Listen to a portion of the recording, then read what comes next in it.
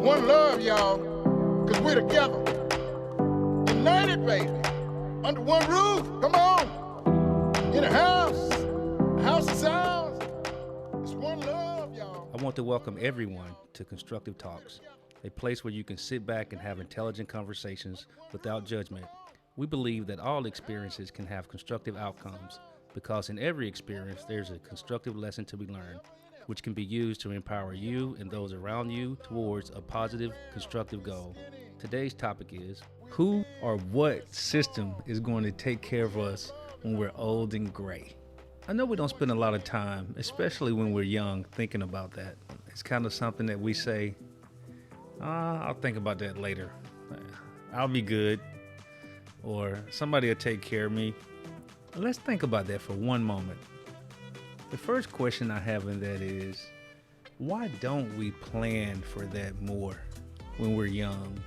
If I could think about that, and I look at my life when I was younger, old people, that's how we used to say it, right? Those old people, not knowing that time respects no one, and we'll be old before we ever even think about it. What could we do, not only for the younger generation, be it our children, be it our loved ones, friends, family, what could we start doing to help them realize how important it is to prepare for old age? Now that's the younger generation. Now let's talk about the mid folks. What could we do to try to educate them the importance of, tucking a little bit of money away in the bank, in the stock market, 401ks, like Roth IRAs? What could we do to try to, I guess I would say almost would be like talk them into it, right?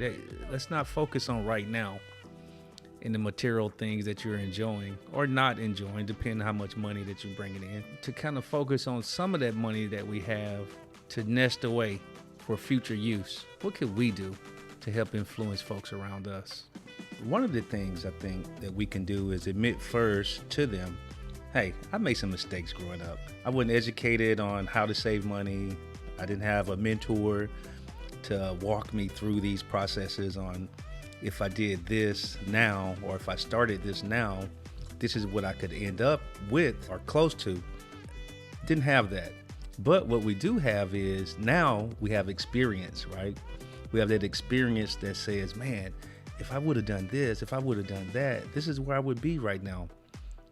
So use that to help folks around you in your space to kind of get it. Use that, what you learned from your past experiences, to help communicate to them, hey, if you try this and try that, maybe you'll be able to prepare for your old age and you won't have to assume somebody's going to take care of you. You'll know that you can take care of yourself. This might be debatable. Stop rescuing folks around you monetarily. Now, what do I mean by that is, folks around us that come to us, hey, can I borrow this? Hey, can you let me loan this? Hey, can you help me with this? Well, sometimes the best help you can give is advice.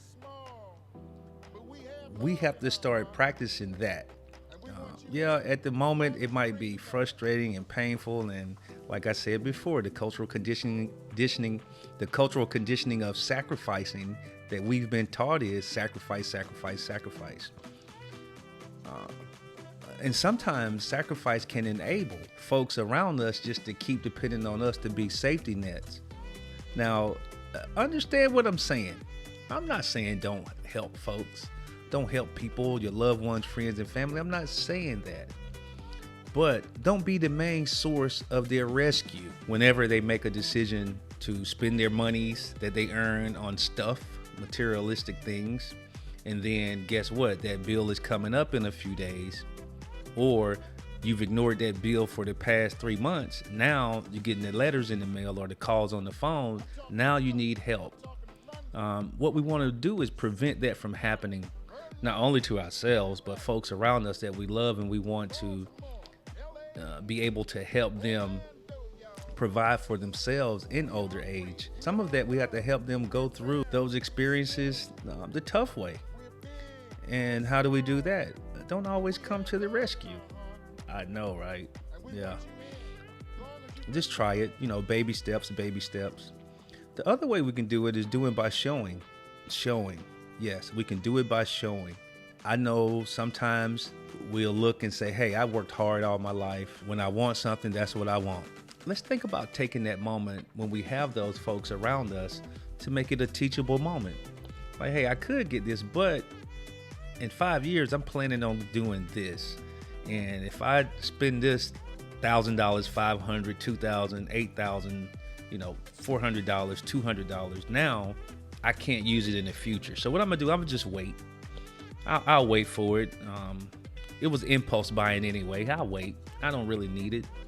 And they're gonna be like, wow, won't you just get it? You got a good job.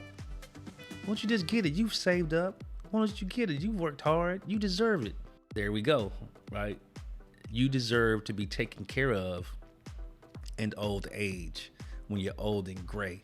That's what you deserve more than anything else on this planet, because during that part of your life, the friends, families, and loved ones are fewer and fewer. So start kind of looking at teachable moments that you'll have with those around you. One of the ways I kind of advise folks around me is, you know what? How about this? When you go get that big burger and big fries and you go large on it, instead of going large, order from the value menu. Get that medium size or the smaller size burger and fries.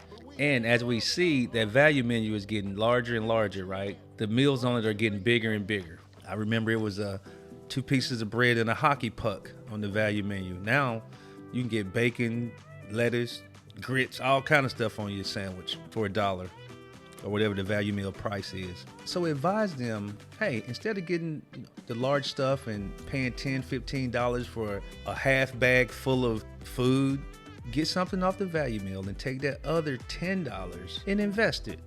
Buy some cryptocurrency, buy a stock, get a Walmart stock. We all know Walmart's not going anywhere. Get a big box store stock. We all know those big box stores are not going anywhere anytime soon. Kind of get them to see that. And I know I'm talking about investing, so we might have to do some self-educating in that. But reach out. Go to YouTube. Read a book that's talking about investing, a magazine, a news article, a group that talks about investing and how they do it, the strategies they use. And you don't use everybody's strategy, of course, but it still will ignite your curiosity to get you to start growing and understanding what's going on around you. Like they say, ignorant is bliss, right? What we don't know, we don't know. But what we don't know, we can find out. In everything we do, take baby steps. I take baby steps on everything I do, and I build up to the snowball. When I take baby steps, it's easier to adjust my path than taking big bounds, leaps. That can get kind of frustrating, going back and forth, trying to fix major moves. Let's think about the squirrel, right? What does this squirrel do? And I've seen it. I've paid attention. I'm not an avid squirrel watcher, but I paid attention. That squirrel will take the same path, go to the same trees every day, same time of day, collecting acorns or nuts or whatever it needs to survive through the wintertime, every day. Now just imagine if they didn't need those acorns to survive for the wintertime.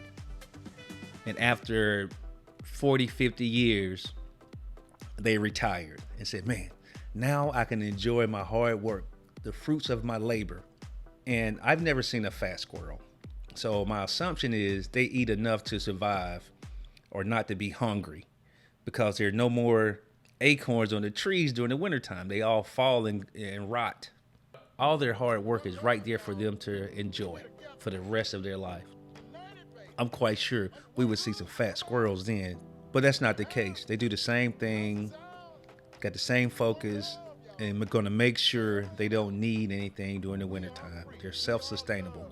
And that's kind of how we should look at life. Like, if I collect those acorns enough, then at the end, when it's time to sit back and enjoy our hard work, we got more than enough to do whatever we want to do. Okay, this ends part 1 of this podcast. Who's going to take care of you when you're old and gray? But I always leave with a few questions. Question 1, what will you do within your bubble to educate folks around you about the importance of tucking some finances away for the future? being educated on the financial system, the healthcare system, and those systems around them that's designed to help them throughout their lives, but more of when they're older. Question 2, what will you do with yourself in order to be more knowledgeable on these topics? Will you read more? Will you listen more? Will you connect with folks who are doing this actively now and get some of their knowledge about it, on how you can become just more aware of how to prepare for older age? If you want to know how much you're going to make at 62, 67, and 70, look in the description box below. I left a link in there that is very informative. I think you'll like it. Thank you for coming out. Thank you for hanging out with me. Thank you for being amazing. That is very important. As we end this podcast today, I want to let each one of you know that not only are you incredible, but it's about you that constructive conversations happen. United, baby. Under one roof. Come on.